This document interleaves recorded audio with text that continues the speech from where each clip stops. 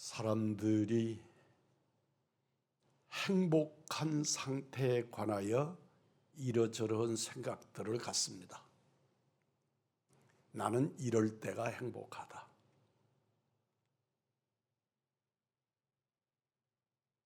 여러분은 어떨 때가 행복하십니까?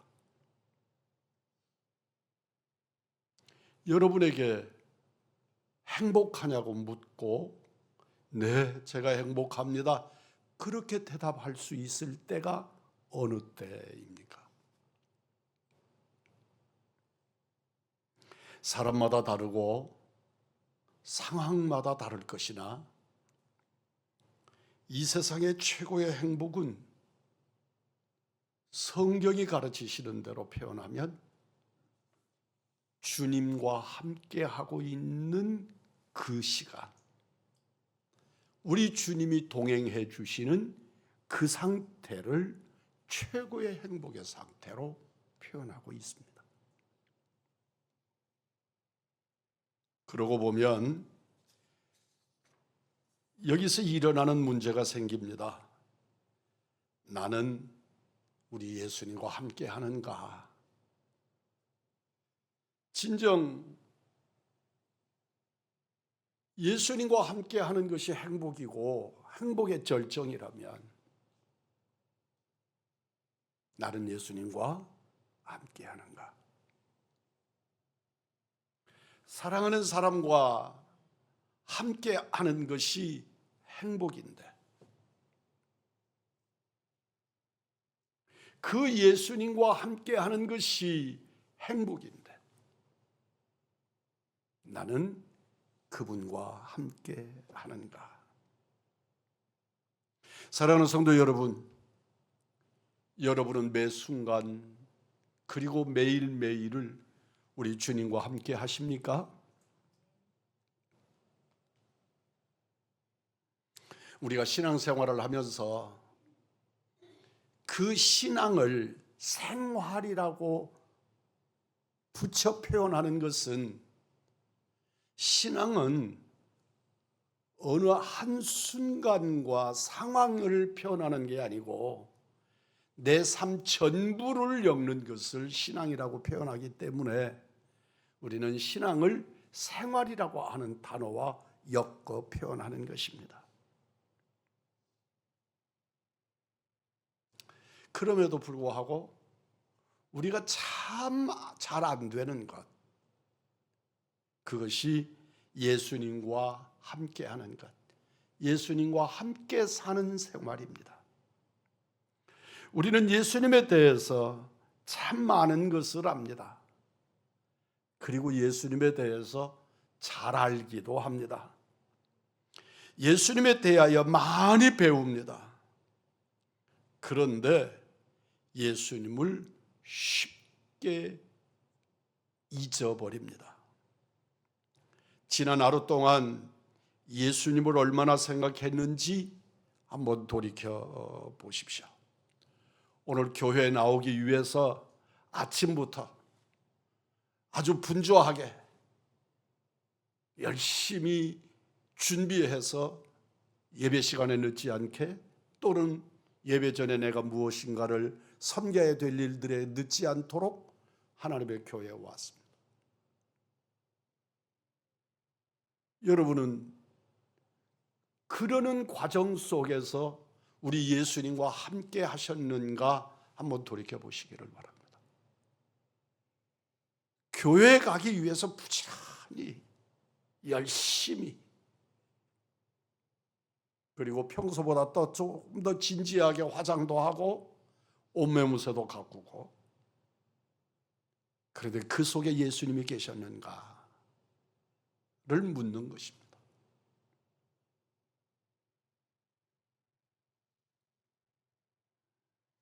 우리가 겪는 일과 예수님이 어떻게 연결되어 있는가 생각해 보시기를 바랍니다. 돌이켜보면 우리 주님 앞에는 늘 죄송한 마음일 뿐입니다. 우리의 자녀들이 부모를 생각하지 않는 것이 아닙니다. 세상을 살면서 부모의 은혜도 생각하고 때로는 가슴이 뭉클해지기도 하고, 그러나 그 어느 특정한 시간을 제하면 잊어버리고 사는 겁니다. 그가 부모님을 공경하지 않아서가 아닙니다. 바쁜 생활, 그 삶의 현장에서 그냥 부모님을 잊어버리고, 그렇다고 해서 부모를 공경하지 않는 자가 아닌데, 그러는 것처럼 우리가 예수를 믿고 예수의 사람으로 세상을 살지만, 그래서 신앙생활을 누리고 살지만, 우리는 예수님을 너무나 자주 그리고 막연하게 쉽게 잊어버리고 삽니다. 예수님이 부활하신 후에 주의 제자 글로바가 다른 제자와 함께 엠마오라고 하는 마을로 내려가고 계셨습니다. 성경의 전후 좌우를 살펴보면 글로바와 그 다른 제자는 집이 엠마오에 있었던 것을 알 수 있습니다. 본문 17절 중간입니다. 두 사람이 슬픈 빛을 띠고 머물러 서더라. 왜 슬펐을까요? 메시지 성경에는 침통한 얼굴로 그 자리에 멈춰 섰다고 했습니다. 왜 침통하는 것입니까? 그들은 예수님을 잃어버렸기 때문입니다. 예수님이 십자가에 돌아가셔서 잃어버린 것이 아니고, 그 시간 예수님과 함께 있었으면서도 예수님을 알아보지 못하고 예수님을 심령에서 잃어버렸기 때문에 그들은 침통하도록 슬펐습니다. 사랑하는 사람이나 부모를 잃으면 슬프고 침통합니다. 말씀을 통해 예수님을 아는데 그치지 아니하고 예수님과 동행하는 사람, 동행해야 행복합니다. 여러분의 심령 속에 예수로 가득해지기를, 그리고 예수님과 손을 마주 잡게 되기를 주님의 이름으로 축복합니다. 엠마오로 가는 제자들의 문제는 예수님이 죽었기 때문이 아니라, 예수님을 몰라서도 아니라, 예수님이 함께 계셨으나 알아보지 못한 것이 문제였습니다. 실로 우리들의 신앙생활 속에 예수님을 알아보지 못하고 예수님이 나와 함께 계시고 내 안에 계시나 그 예수님의 임재를 누리지 못함으로 슬프고 외롭고 침통하고 그렇게 살지는 않으십니까?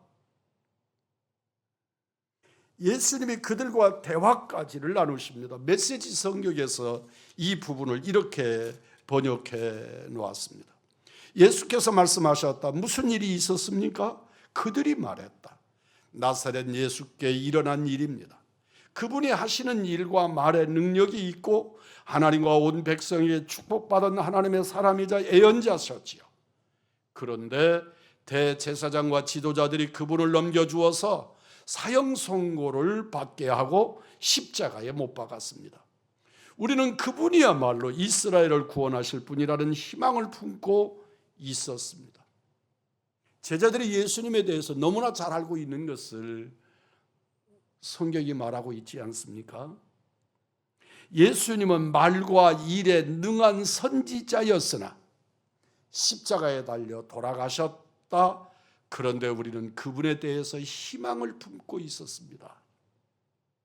예수님도 잘 알고 예수님에 대한 분명한 신앙의 고백도 있는데 왜 제자들은 예수님을 알아보지 못했을까요? 부활하신 예수님은 부활하신 후 우리에게 찾아오셨고 우리와 함께 계시고 더 구체적으로 우리 안에 계시는 주님이신 줄 믿습니다. 하나님은 우리 생각보다 훨씬 더 가까이 우리에게 밀접하게 관계하시며 계십니다. 성경 중심 메시지가 내가 너를 용서하겠다가 아닙니다. 성경의 중심 메시지는 내가 너를 용서하겠다가 아니라 내가 너와 함께 하겠다입니다. 우리 주님은 나와 함께 하기를 원하십니다. 그래서 이 시간에 나를 찾아와 주시고 나와 함께 계시고 나를 보살피시고 나의 생각을 만져주십니다. 내가 너와 함께 하겠다고 하는 이 말씀을 에녹에게 주셨더니 이 약속이 주어져서 에녹은 하나님과 동행했다고 성경은 기록합니다. 그 약속은 노아, 아브라함, 사라, 야곱, 요셉, 모세, 다윗, 아모스,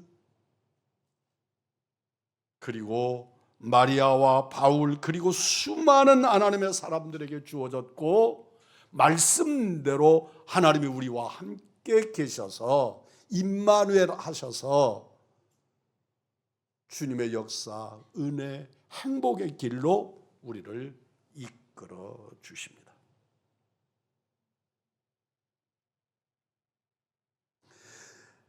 여호수아 1장 9절입니다. 두려워하지 말며 놀라지 말라. 내가 너와 함께 하느니라. 다시 하겠습니다. 두려워하지 말며 놀라지 말라. 내가 너와 함께 하느니라. 내가 너와 함께 하느니라. 사랑하는 성도 여러분, 두려워하지 말라, 염려하지 말라는 말씀을 성경에 헤아려 보면 366번이 나옵니다. 두려워하지 말라. 366번.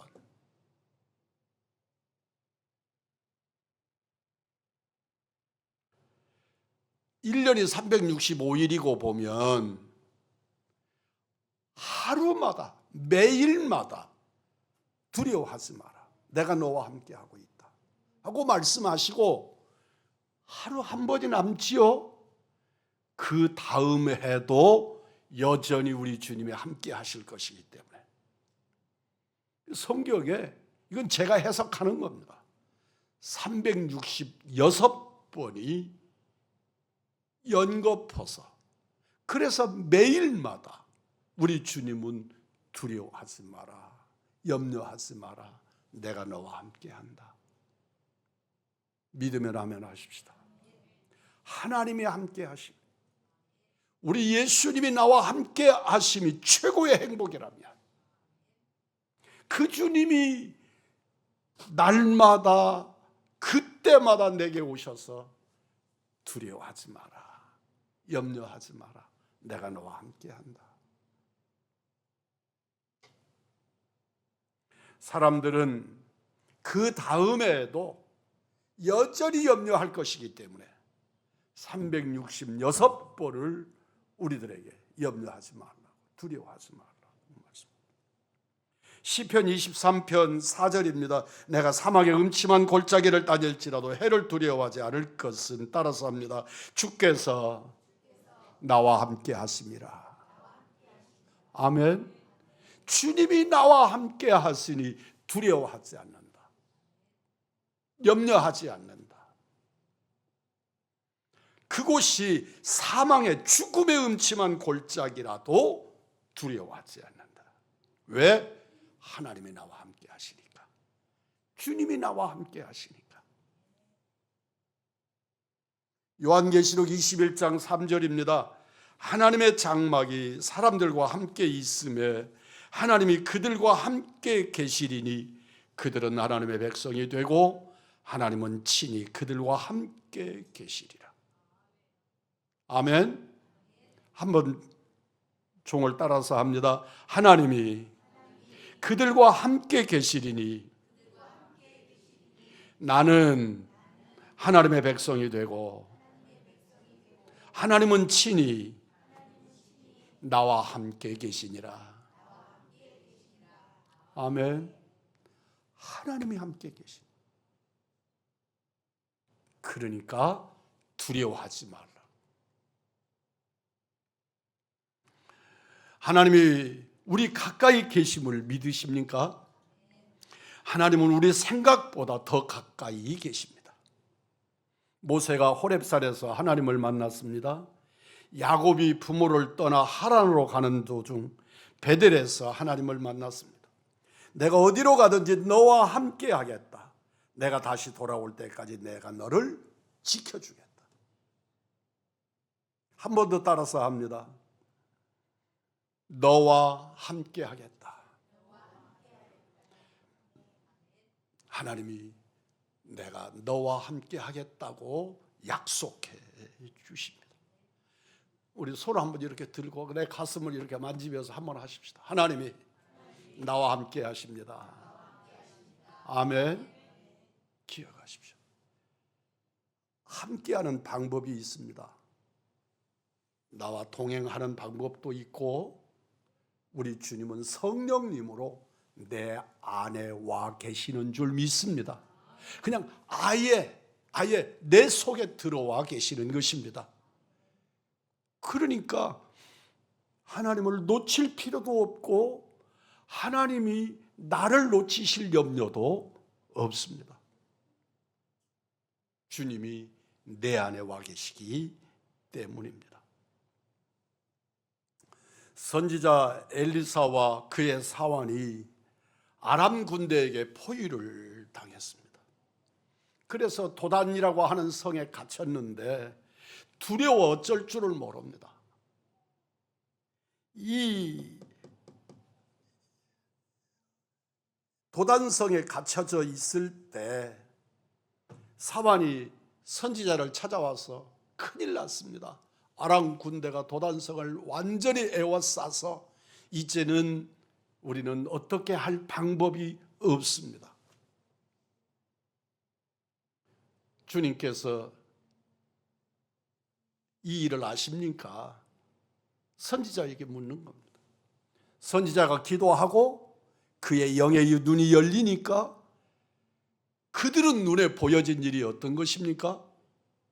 도단성을 둘러싸고 있는 아람의 군대보다 더 많고 더 강한 군대가 그들을 에워싸고 있는 것을 보았습니다. 아람 군대는 눈으로 보였는데 하나님의 군대는 보이지 않았습니다. 그럼에도 아람의 군대보다 더 많은 군대가, 더 강한 군대가 도단성을 에워싸고 있는 것을 본 것입니다. 사랑하는 성도 여러분, 여러분에게 하나님이 함께 계심이 보여지기를 원합니다.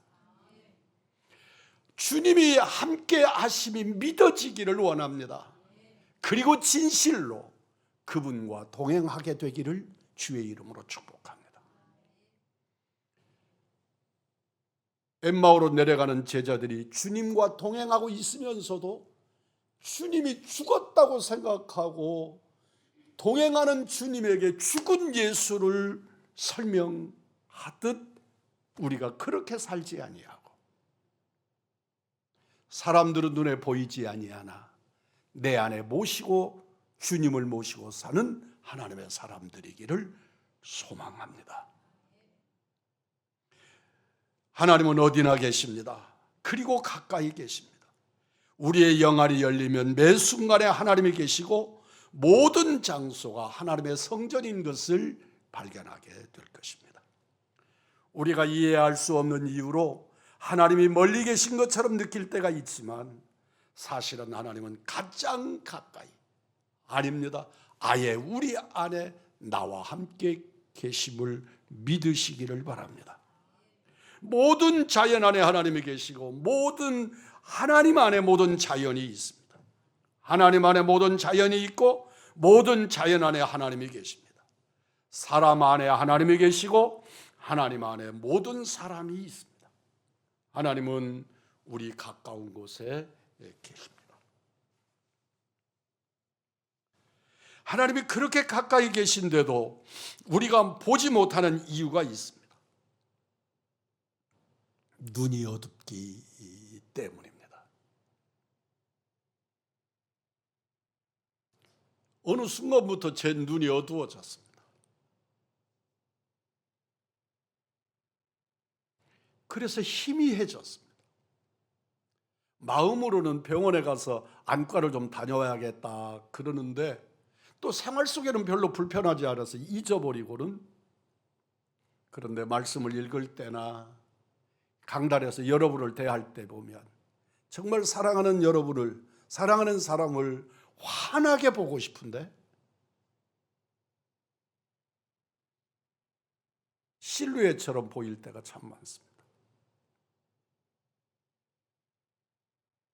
눈이 어둡기 때문에 그렇습니다. 엠마오를 향하여 약 10km 정도를 함께 걸었어도 제자들이 예수님을 알아보지 못한 것은 눈은 떴으나 눈이 감겨 있었기 때문입니다.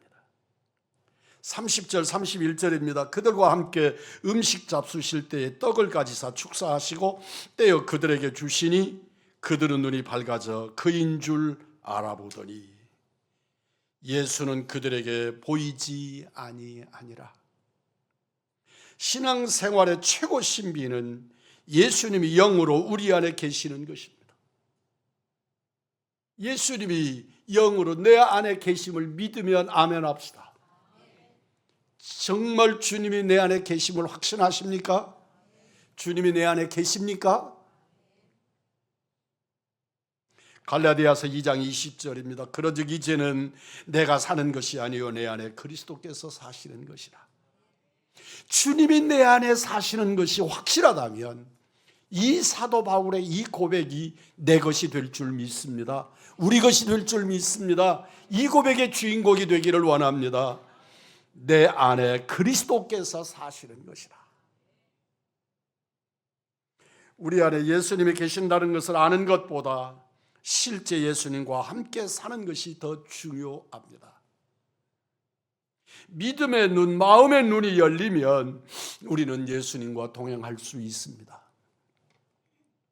우리에게 예수님이 없는 것은 예수님이 안 계셔서가 아니라 우리의 눈이 닫혀 있어 주님을 보지 못하기 때문입니다. 주여 엘리사처럼 우리의 눈을 열어주옵소서. 엠마오로 가는 제자들처럼 내 눈을 열어주시어서 우리 주님을 발견하게 하시고 주님을 모시게 하옵소서. 예수님과 동행하는 사람은 눈을 뜨면 예수님을 생각합니다. 주님 감사합니다. 간밤에도 지켜주셨습니다. 또 하루를 은혜로 시작할 수 있게 하십니다. 오늘을 복 주시옵소서. 그 복이 어떤 복입니까? 예수님과 함께하는 복입니다. 예수님이 함께해 주시는 복입니다. 주님과 함께하는 복의 주인공들이 되시기를 축복합니다. 이 일을 위해서 우리는 저절로 되지 않습니다. 의식적으로 노력해야 합니다. 기도해야 합니다. 기도는 근본적으로 하나님을 기억하는 일로부터 시작하는, 주님을 신뢰하는 일로부터 시작하는 것입니다. 처음부터 자동적으로 기억되지 않습니다. 의식적으로 노력해야 합니다.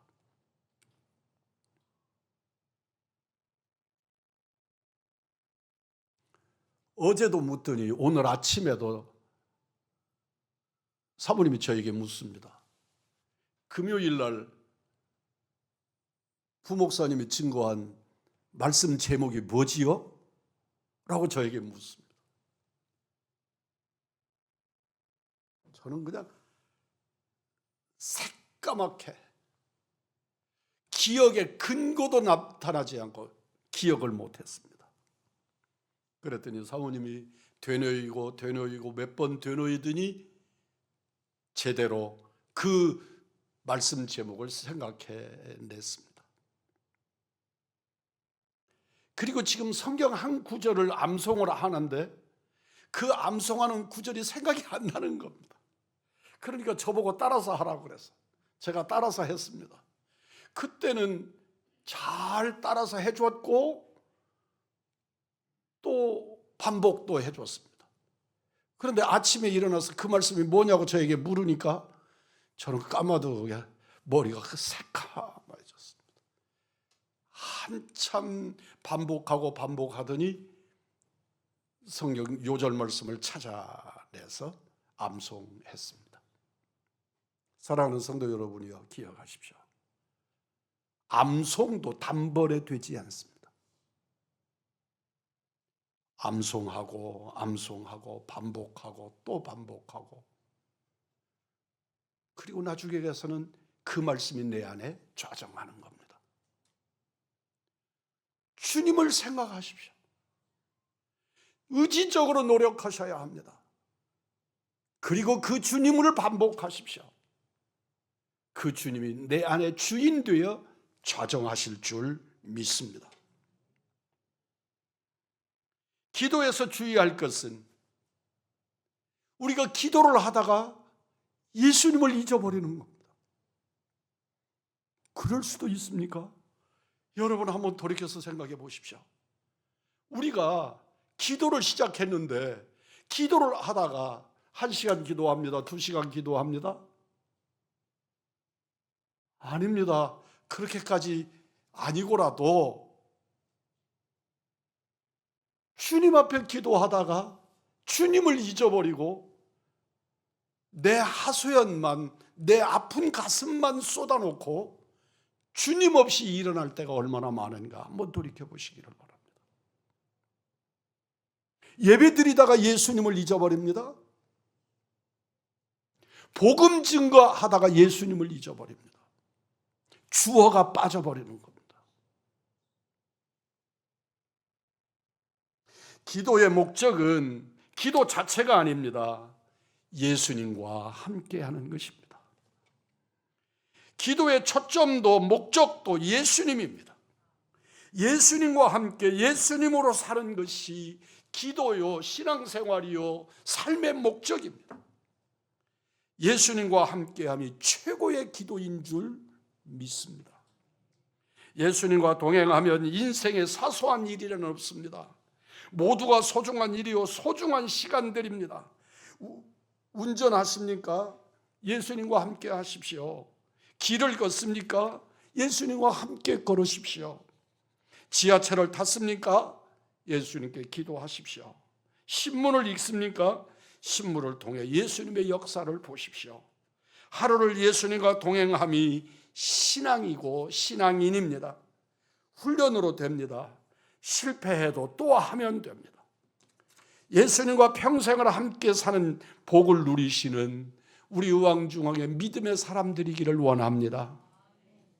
오늘 이 순간 예수님과 함께하는 것이 행복입니다.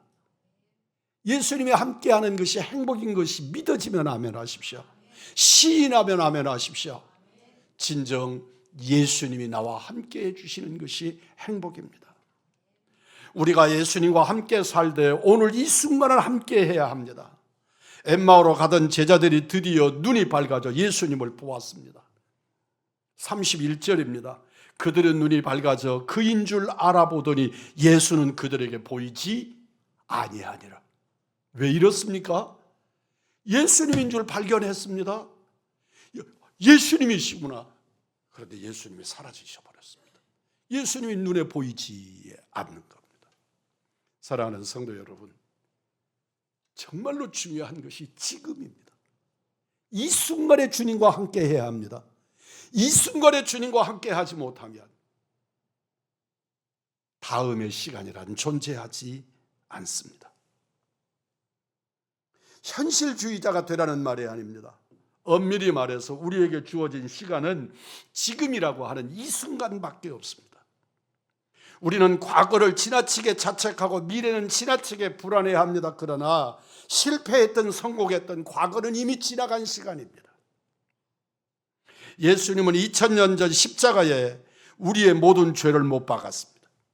예수님이 골고다에서 단번에 해결하신 그 죄를 다시 끄집어내는 것은 쓸데없고 어리석은 일입니다. 우리의 실수, 우리의 죄 모두 다 지나갔습니다. 이전 것은 지나갔으니 보라, 새 것이 되었도다. 우리는 두 가지 이유에서 과거를 잊어야 합니다. 첫째는 하나님께서 우리의 과거를 용서하셨기 때문입니다. 지난 날에 우리 주님은 기억도 안 하신다고 말씀합니다. 심리학은 자주 우리의 과거의 상처를 들춰내는데 그것은 예수님의 속죄의 효력에 대한 중대한 도전입니다. 저는 심리학을 공부했습니다. 그러나 심리학을 신뢰하지 않습니다. 우리 주님은 우리의 과거에 대하여 철저히 잊어버리라고 말씀하시는데 심리학은 기억해내라고 말합니다.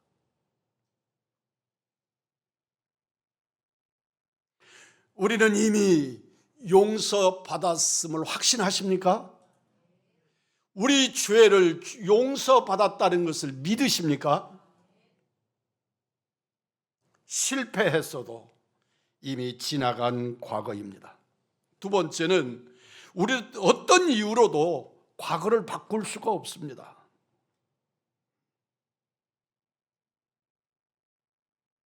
근심하는 사람에게 제가 말합니다. 근심하면 달라지나? 근심하면 달라집니까? 근심을 멈추십시오 라고 말합니다. 그런데 중요한 것은 근심하고 싶어서 근심하는 사람이 어디 있습니까? 근심하고 싶지 않는데 근심이 일어나는 것입니다. 기억하십시오. 우리의 과거는 누구도 무엇도 바꿀 수가 없습니다. 하나님이 용납하신 나를 내가 용납하여 받아들이면 됩니다. 받아들이시기를 주의 이름으로 축복합니다.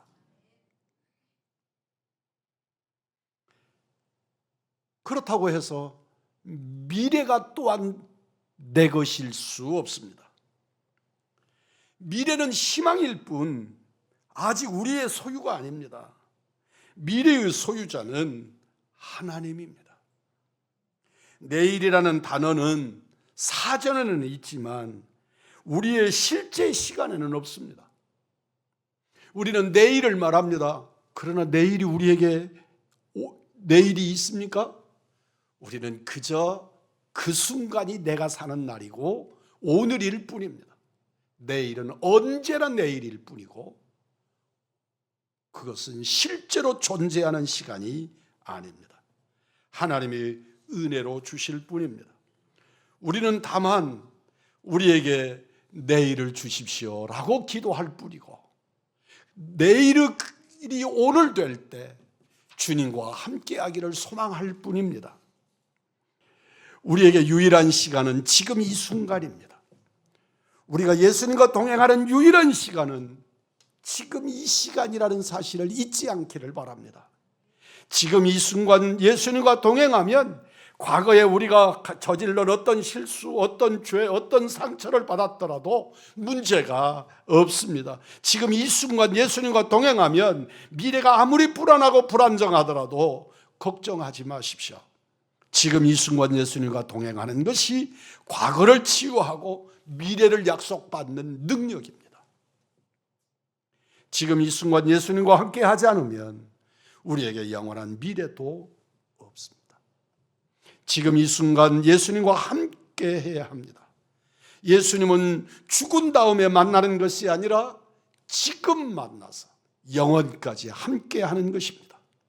지금 이 순간 예수님과 함께 하면 고난도 두려움도 역경도 이겨낼 수 있습니다. 로마서 8장 18절입니다. 현재의 고난은 장차 우리에게 나타날 영광과 좋게 비교할 수 없도다. 참을 만한 고난만 골라 참는 것이 아닙니다. 현재의 어떤 고난을 참으면 환난은 인내가 되고 인내는 연달이 되고 연달은 소망이 될 줄 믿습니다. 지금 이 순간 예수님께 복종할 수 있어야 합니다. 복종할 만한 것만 복종하면 평생 복종할 수 없습니다. 예수님과 함께 지금 이 순간 복종하면 어떤 경우에도 주의 말씀 앞에 복종할 수 있습니다. 지금 이 순간 예수님 때문에 기뻐하실 수 있기를 원합니다. 그 예수님으로 행복을 누리시기를 원합니다. 조금 허탄한 표현이지만 한번 해보십시오. 주여, 나는 행복합니다.